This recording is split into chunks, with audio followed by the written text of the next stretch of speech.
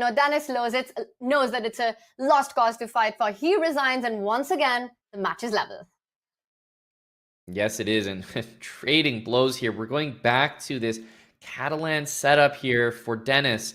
The players are both adapting to the openings and trying to find those positions that they liked. Remember, the last time we were here, Denis won that really long, grindy endgame. But obviously, we're in a completely different position here. And I don't think we're going to see Arjun too keen to maybe just liquidate into another endgame again.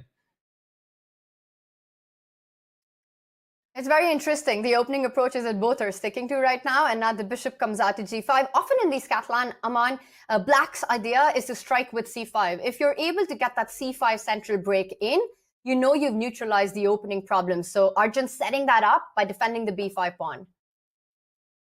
Yeah, and that's why a4 comes in. It's really, a6 supports b5. Well, a4 targets b5 again, not giving Black the safety net to play c5, not giving Black the time. And if you play pawn to b4, all of a sudden the knight on c3 can jump away, whether it's to e4 or even retreating. But it looks like knight to e4, trying to trade the bishop on e7 could be the idea.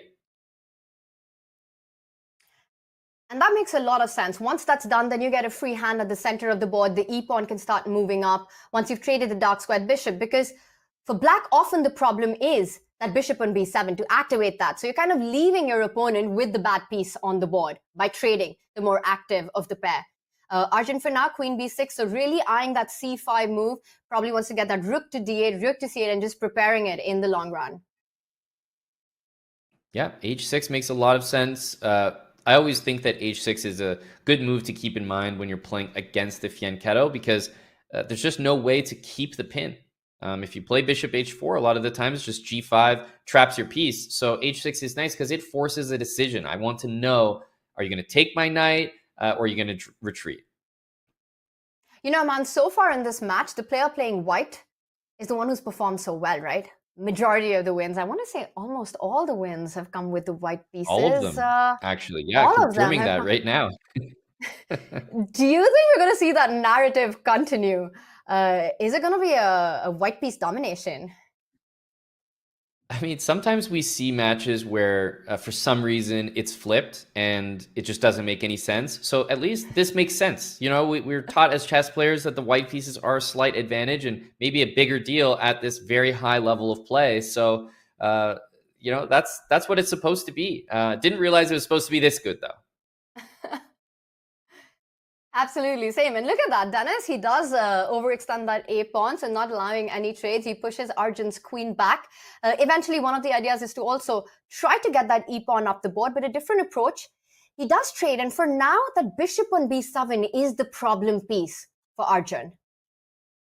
Yeah, we're seeing full reroutes here. The pawn on a5 is amazingly annoying, stopping knight b6. And anyways, Black does not have the c4 square because White can play pawn to b3. So I wonder how much we're going to take control of these dark squares here. I really like the maneuvering from Denis, bringing that knight e1, d3. It's eventually going to make it to the c5 square. Black's knight can be kicked out of these outposts with f3 and b3, and the squares will not be usable.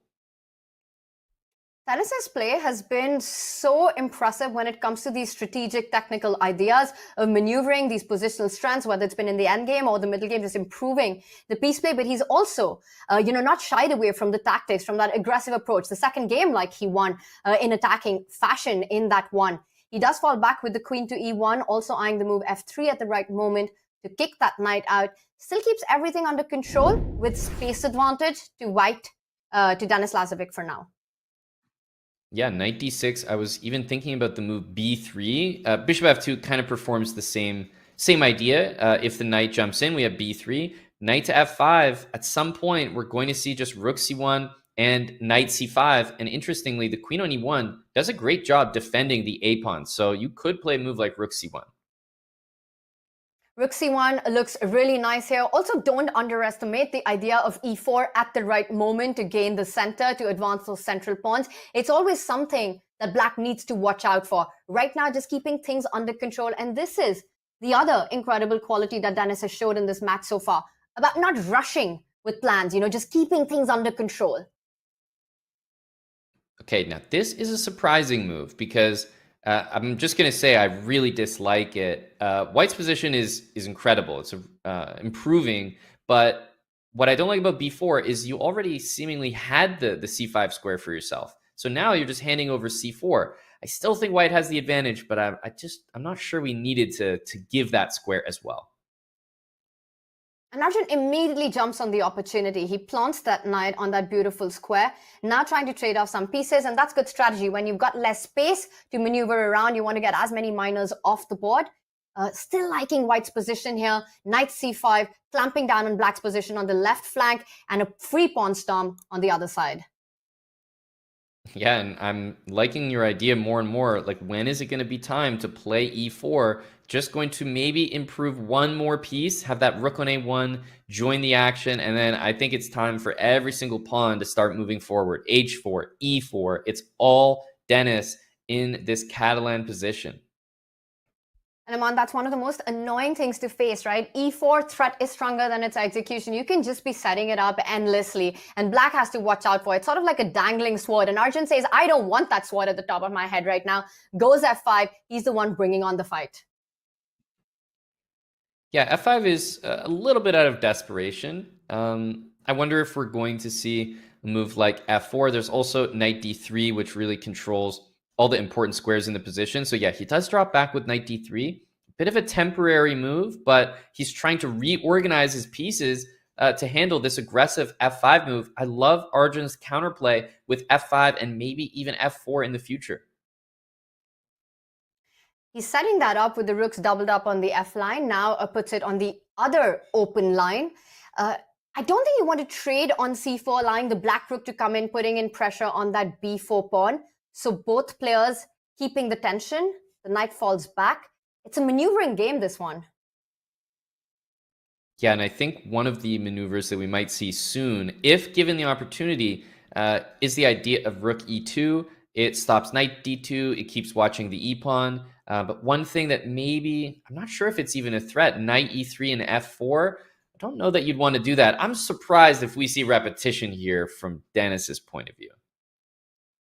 Maybe sometimes you just get the feeling that you've maximized everything. And Arjun's setting up his own ideas. You pointed out a sacrifice on e3, the idea of taking on g4 at the right moment, or the rook from the c line coming in after that knight gets out of the way. And it's Arjun who declines the repetition.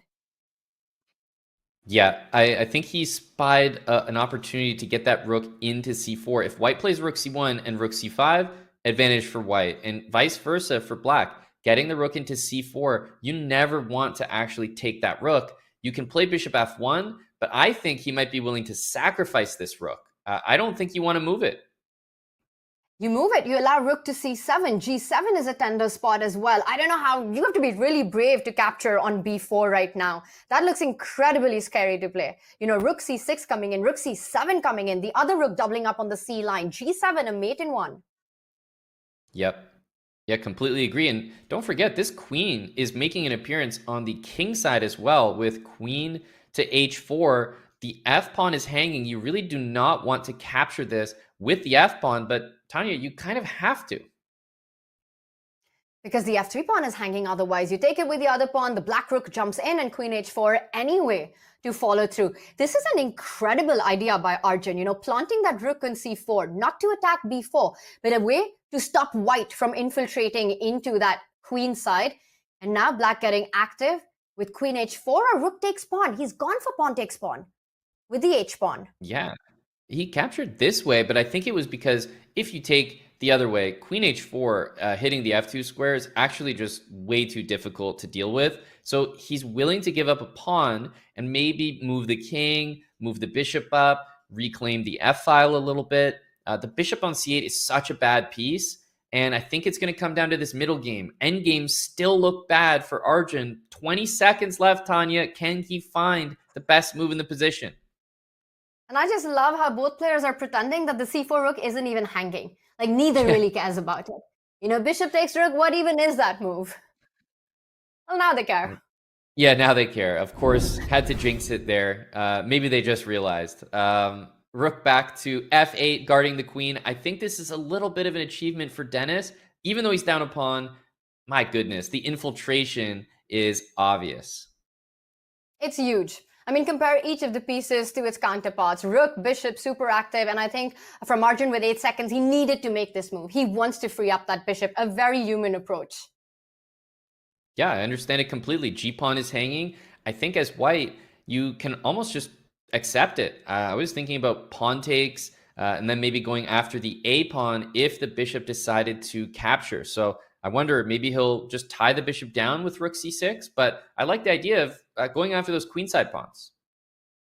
And we've seen this pattern by Arjun, right? Sacrifice the e-pawn to activate a bishop. It's happened before in the match. Yes, exactly. I like it this time, a little bit of the opposite move. Pawn to e5 instead of pawn to e6.